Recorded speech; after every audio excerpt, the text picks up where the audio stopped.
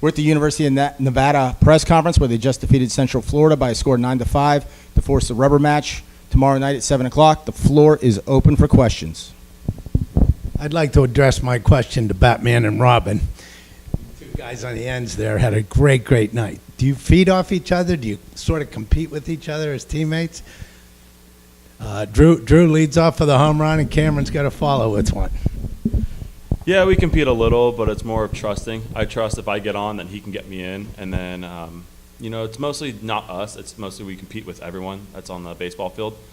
As a team, we hit well today, and I don't take me. Yes, we hit well, but the whole team hit well today, and we're very proud of our lineup that we have.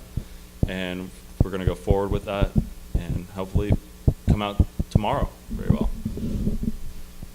And yeah, I don't think we compete against each other as much as like people would think. I mean, of course we're teammates, we're buddies, we're gonna make jabs and stuff. But I mean, it's all to win baseball games, and that's what it's all about. Coach, you guys got off to a quick start tonight, putting some runs up early. Talk about how that affects the team and the pitching staff as you work your way through the game with the lead. Oh, that's huge for our pitching staff. I mean, Travis was able to settle in when he threw up a couple zeros early. Big shutdown innings for us defensively. I mean, when we can score runs early and add on, it makes it so much easier for us going later into games where he pulled himself pretty early when he was only around 90 pitches. It made it easy for us to trust our bullpen. Ryan Norris, Call Club Sports Radio Network. I want to ask you, Tyler, about that decision to go to the freshman in the 7th inning and take Travis Roberts out. You had a lot of confidence in your freshman, John Kelly. Talk to me about the decision and what you saw out of him and some of the benefits you got in the later innings. I mean, Travis and I talked about it, how he was throwing. We looked at where their lineup was. It was coming up to their 4th time through the lineup. We trust Kelly. Kelly's been our workhorse all year. Nice little tall, leggy lefty. And we knew he was going to be able to go out and get outs. And that's what made it easy for us to make that switch and keep Travis as a DH and bring in Kelly. Tyler, Matt Sanchez from UCF has been on fire in this tournament, including tonight, posting a 4-for-4 performance. How are you going to address your staff and how you approach him tomorrow night? Well, hopefully he hits with the bases empty. I mean, we're going to try to keep him off the bases as much as possible, but I mean, they've got one guy that's been hitting well. We've got 2-3 guys that we know are going to hit well, so they got to go after our 3. We got to go after the 1. I like our odds. Tyler, you had a 5-1 lead. Suddenly, it's the 8th inning, and it's 5-5. What's the attitude in the dugout? I mean, obviously, you can still get a little chippy with our guys, but we know we're going to fight back. These guys aren't going to roll over. We're going to come back and score runs and just the bullpen.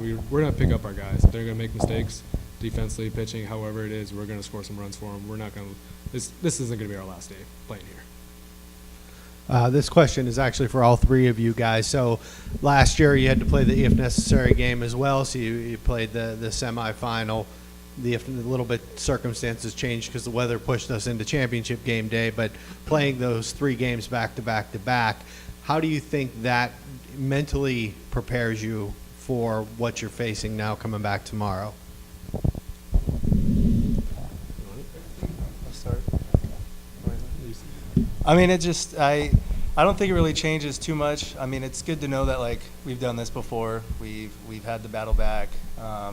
Weather is not a big deal. Like kind of last year, we were very used to it. And so I think with our squad, we're built for this, and so we're ready for anything they're going to throw at us.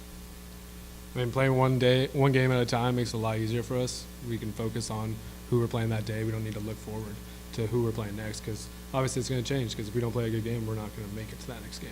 So ideally, if we play UCF tomorrow, beat UCF, we'll worry about whoever we play next.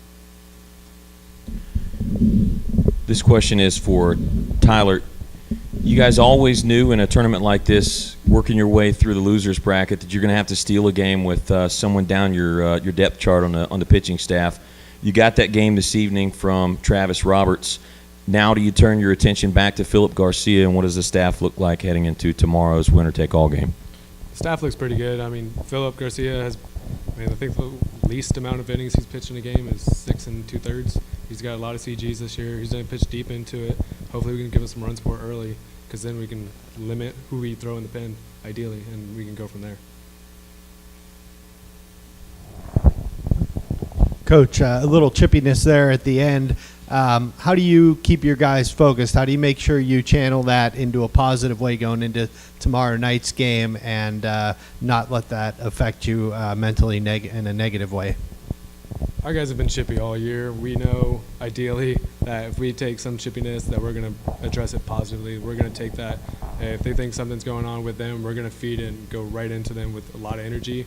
We're going to go beat them at our own game. We're not going to let them play uncomfortably like we have in the past, and it obviously hasn't played well when we do it. And when we take that energy and put it in a positive manner, we go out and play good baseball. So I'll ask you guys directly, what happened there and what was said there on the field on that play on the bunt, the swinging bunt down the first baseline? I think Hood, Travis Roberts was, it looked like he kind of slid when he was trying to put on the brakes, and then the pitcher kind of caught him up by the throat. So that's why Travis took it as a little offense, because he went 2 hands to the throat. That's what it seemed like, but I don't think there was any intent. It's baseball. Any further questions? All right, thank you, gentlemen.